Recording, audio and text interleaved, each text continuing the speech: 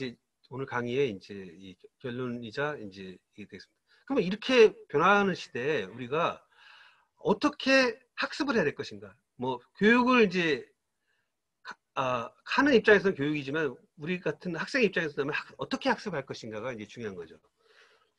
아까 얘기한 그 제3의 물결을 지은 엘빈 토플로가 2006년도 그 한국에 와서 한 말씀이, 한국의 학생들은 하루 15시간 동안 학교하고 학원에서 미래에 필요하지도 않은 지식과 존재하지도 않은 직업을 위해서 시간을 낭비하고 있다, 이렇게 얘기를 했습니다. 그리고 미래학자 그 토머스 프레이는 2030년까지 전 세계 일자리의 20억 개가 사라지고 지구인 80억 명 중 절반의 일자리가 없어질 것이다, 이렇게 얘기를 하고 있어요. 그 다음에 유엔 미래보고서에 의하면은 아까 얘기했처럼 2050년이 되면 당시 태어나는 학생 아이의 기대 수명은 130세가 될 것이고 평생 20개 이상의 직업을 갖게 된다. 직업이 과거처럼 그 평생 직업이 아니라 한 직업을 갖다 갖는 게 아니라 계속 바뀐다는 거죠, 직업이. 왜냐하면 기술이 계속 바뀌고 아까 얘기한 것처럼 직업의 수명이 짧기 때문에 어쩔 수 없이 자기가 직업을 갖게 된다 그러면, 일자리를 갖게 된다 그러면 새로운 일자리를 가질 수밖에 없다는 거예요. 그것도 새로운 직업. 그러니까 여러분들이 지금 나는 어떤 직업을 가질까라고 했을 때 그 직업은 평생 직업이 아니라 일단 지금 현재 여러분이 생각하는 단기간의 직업이고, 그 직업이 없어지게 되면 또 다른 직업을 대비하지 않으면 안 된다는 얘기죠. 그럼 이렇게 됐을 때 어떻게 해야 될 것인가? 가장 중요한 얘기는 미래의 학습, 미래의 교육은 어떻게 해야 되냐면은 모든 교육학자들이 일관되게 주장하는 겁니다. 이건 여러분들이 외워서 나중에 퀴즈에서 우리가 날 수도 있지만은 4C라고 얘기를 합니다. 4C. 그러니까 커뮤니케이션, 그러니까 소통 능력, 커뮤니케이션. 그 다음에 크리에이티비티, 그러니까 창의성. 그 다음에 비판 능력, 크리티컬 싱킹. 그 다음에 콜라보레이션, 그러니까 협업. 이 네 가지가 가장 중요한 그 4C로 우리가 중요하게 얘기가 되는 거고, 여기에다가 적응력, 어댑티빌리티와 그 다음에 보건감과 자신감, resilience and grit, 그 다음에 mindset of continuous learning, mindset of growth라 그래서 계속적인 학습할 수 있는 그런 마음가짐, 이런 것들이 미래에 대한 그 그로스 마인드셋이라 그래서 내가 끊임없이 학습하는 그런 어떤 자세, 이런 것들이 미래 사회에 교육을 하고 학습할 수 있는 중요한 학습이 원칙이 된다는 거죠. 다시 얘기하면 네 가지 원칙. 첫 번째, 크리티컬 커뮤니케이션 능력, 그 다음에 크리에이티비티, 크리티컬 싱킹, 콜라보레이션. 이 네 가지의 4C가 굉장히 중요하다는 거죠. 그래서 이와 같은 그 미래에 대한 교육은 유엔 보고서에서도 계속 이런 얘기들이 나오고 있고, EU 같은 경우도 교육의 미래에 대해서 앞으로 기술이, 교육과 훈련 부분들이 미래 시대에서는 인구 변화라든지 세계 이민, 신기술, 노동시장의 이런 변화에 따라서 우리가 교육이 점점 이제 개인적 협업화 또는 정보화되는 이런 기술들이 점점 이제 학습자 중심으로 또는 사회학습 중심으로 또는 평생학습 중심으로 점점 진화돼 나간다는 이제 그런 얘기를 지금 하고 있어요. 그리고 그것들이 신기술에 따라서 주체적인, 창의적인, 탄력적인, 책임감 있는 도전의식이 그런 어떤 교육으로 바뀌고, 팀, 네트워크, 감성이입, 동료와 협업하는 콜라보레이션 그런 기술, 교육. 그 다음에 관리, 조직화, 메타인식 기술 또는 전향적인 이런 기술 방향으로 지금의 기술 교육과 훈련이 바뀌어 나갈 것이다, 이렇게 얘기를 하고 있습니다. 그래서 미래 WEF, 아까 세계 경제 포럼이라고 하는 4차 산업혁명을 처음 했던 4차 산업 WEF에서는 21세기 미래형 인재에 대해서 이와 같은 분야로 교육에 대해서 얘기를 하고 있어요. 지금까지 우리 학생들이 공부했던 공부는 문해, 그러니까 어떻게 이 기초적인 문해를 할 것인가. 그러니까 글을 읽을 수 있는 문해, 그야말로 문해가 있고 수를 이해하는 수해가 있습니다. 그 다음에 과학을 이해하는 과학문해가 있고 정보통신기기를 이해하는 ICT기에 또는 회계라든지 이런 재정에 대한 그 문해 또는 문화 및 시민에 대한 문해가 있는데 우리는 소위 말해서 영어, 수학, 국어라 그래서 이 문해 기술이 거의 모든 교육의 이제 중심에 있었던 거죠, 지금까지. 예를 들면 뭐 판검사가 된다든지 또는 뭐가 된다든지 했을 때 그냥 법조문만 달달 이해하고 외울 수 있는 그런 문해 수준의 기술로서 지금까지 우리나라의 교육이 진행이 되었던 거죠. 근데 21세기 이 미래사회가 되면서 4차 산업혁명이 되면서 이러한 것들 뭐냐면 기초에 대한 공부고 그야말로 리터럴한 그 분야고 앞으로는 역량과 자질에 대한 교육으로 점점 바뀐다는 거예요. 즉 아까 얘기한 4C 교육 그러니까 크리티컬 싱킹 그 다음에 크리에이티비티 의사소통 커뮤니케이션 능력 그 다음에 협력하는 이것이 역량이고 이것이 다른 사람과 차별되는 자기의 경쟁력이라는 거예요.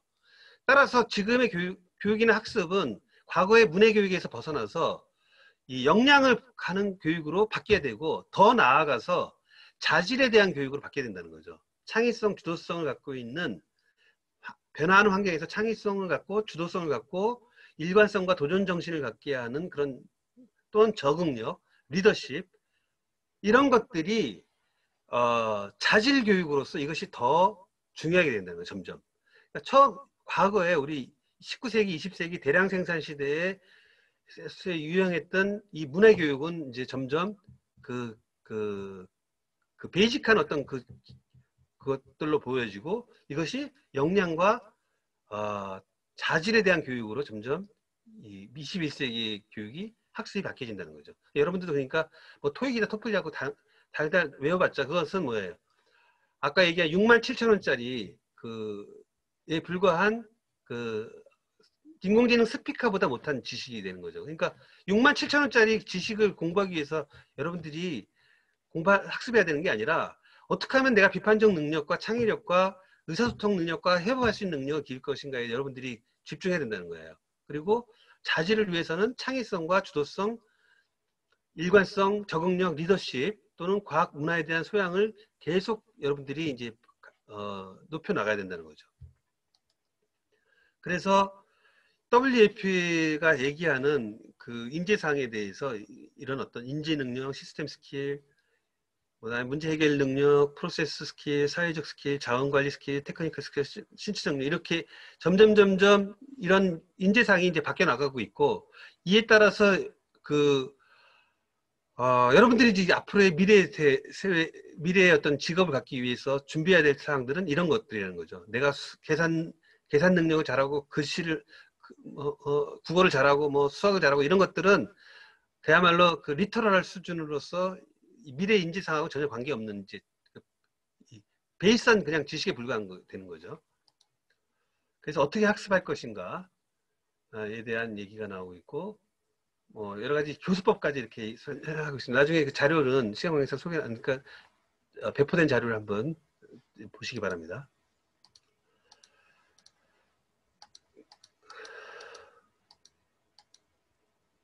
그래서 그 심리학자인 그 미국 하버드 교수는 뭐냐면 앞으로 이런 어떤 학습을 하고 공부하기 위해서는 미래 마인드를 가져야 되는데 그것은 훈련되는 마음, 그러니까 디사이플린드 마인드라 그래서 특정 분야 학문 분야나 기술 또는 혹은 진문 분야의 특징을 이루는 그 분야의 독특한 인지 양식을 통달한 마음이다 이렇게 얘기를 합니다. 그래서 이런 부분들에 우리가 집중을 해야 되고 종합하는 신세사이징하는 그런 마음을 가져야 되고 창조하는 마인드, 그러니까 크리에이팅 마인드, 그 다음에 남을 존중하는 개인과 집단 간의 차이점을 주목하고 그것을 받아들이고 타인을 이해하려고 노력하는 리스펙터블 마인드, 그 다음에 윤리적인 마인드, 어떤 불법이나 탈법이나 공동체의 선을 파기하는 그런 윤리적인 하지 말아야 될 마음인 거죠. 최근에 어떤 그런 검찰이라든지 또는 사법부의 어떤 농단이라든지 이런 사건들은 뭐예요?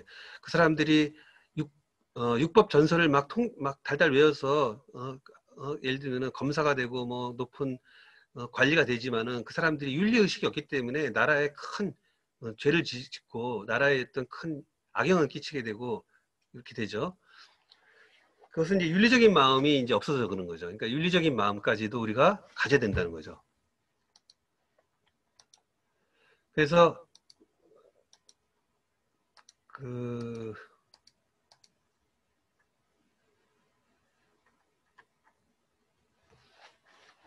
그래서 이제 그 구글 CEO가 그러니까 이 사람을 찾을 때 지금은 이제 그 사람의 스펙을 보는 게 아니라 과거에는 이 사람이 그 학력이 뭐 고등학교 나왔나 뭐 대학교 나왔나 아니면 박사 학위를 가졌냐 이런 건 이제 보는 시대가 지난 거예요. 그 어떤 그 측정할 수 있는 것 예를 들어 토익 같이 점수로 측정할 수 있는 것은 뭐예요? 로봇이 다 대체할 수가 있어요. 그죠? 따라서 측정할 수 있는 하드한 기술들, 하드한 지식은 전부 여러분의 경쟁력이 되는 게 아니라 소프트한 기술, 측정할 수 없는 기술들이 전부 이제 미래 사회에 이제 가장 중요한 기술이 되는데 경쟁력이 되는 건데 구글에서 사람을 뽑을 때 과거처럼 뭐 그 사람의 뭐 졸업 증명서 갖고 오라 이런 얘기를 안 합니다. 그리고 과거처럼 이 사람이 뭐 대학 뭐 예를 들면 학위가 있는지 없는지 이것도 따르지 않아요. 왜 그러냐면 해보니까 학위라든지 그 사람이 어느 대학을 나왔고 뭐 이런 것들이 전혀 그 일을 할 때 그 사람 경쟁력이 되지 않는다는 걸 구글이 깨달은 거예요. 그래서 지금은 구글은 그 블라인드 테스트를 하면서 이 사람을 전혀 그 어느 출신인지 뭐 이런 걸 차별하지 않습니다. 그리고 많은 그 IT 기업들이 어차피 지금 그 코로나 팬데믹 상황이나 이제 앞으로 미래 사회에서 재택근무 시대가 되면서 사무실에 나올 필요도 없기 때문에 그 사람이 뭐 장애자인지 장애인이 됐건 뭐가 됐건 뭐 이런 것들 따지지 않아요. 능력만 있으면 다 채용하면 됩니다. 그래서 구글의 그 CEO가 10가지 채용 원칙을 했는데 유능하고 지식이 많은 사람을 채용하고 그 도전의식이 없는 사람을 채용하지 말고 제품과 문화의 가치를 높일 사람을 채용하고 이 두 가지 가치를 기여하지 못할 사람은 채용하지 말 것이고 일을 해낼 사람을 채용하고 문제점만 생각하는 사람 채용하지 말고 자신에게 동기를 부여해서 열정을 가진 사람에게 채용하고 단순히 일자리를 원하는 사람을 채용하지 말고 동료들에게 영감을 주며 일할 사람을 채용하고 혼자 일하기 좋아하는 사람은 채용하지 마라. 이렇게 그 10가지 채용 원칙을 채웠어요. 여러분들도 이 구글에 만약에 여러분들이 도전한다고 하면은 여러분들이 뭐 어느 학교 출신이냐 뭐 어디 뭐 학위가 뭐다 이런 거 따지지 않습니다. 구글에 만약에 취업하고 싶다면은 이런 원칙을 한번 생각을 해보시고 한번 도전을 해보세요. 지금 좀 상당히 시간이 많이 됐는데 마지막으로 결론을 말씀드리겠습니다. 이 4차 산업혁명이 이미 시작돼서 인간처럼 생각하는 그런 어떤 컴퓨터, 인공지능이 빅데이터, 생명과학 등 파괴적 기술을 갖다가 초래했고 경제, 사회, 문화 등 인류 사회는 전에 없이 상상할 수 없는 빠른 속도로 변화를 가져오고 있습니다. 특히 그 코로나19 팬데믹으로 4차 산업혁명이 가속화되고 있고 비접촉, 비대면 사회로 가는 분야를 중심으로 법률, 의료, 과학기술 등 모든 분야를 인간 노동력을 대체하는 인공지능 분야가 급속하게 전개되고 있습니다. 100세 시대, 100년 후 나의 미래를 대비하고 특히 4차 산업혁명으로 변화되는 미래의 노동 환경에 대해서 철저히 준비하고 미래를 대비해야 됩니다. 그리고 앞서 소개한 그 4C 학습으로 미래에 대비하고 하드 스킬보다는 소프트 스킬을 개발해야 됩니다. 즉 측정할 수 있는 기술이 이미 인공지능으로 모든 것이 대체되기 때문에 그러니까 측정할 수 없는 기술들 뭐 토익이 몇 점이다 이런 기술이 아니라 측정할 수 없는 기술을 개발해야 됩니다. 그리고 4차 산업혁명의 미래는 상상하기 어려운 그 이상이 될 것이고 경제, 노동, 사회, 문화 등 모든 분야의 파괴적인 변혁에 대비한 자질과 능력을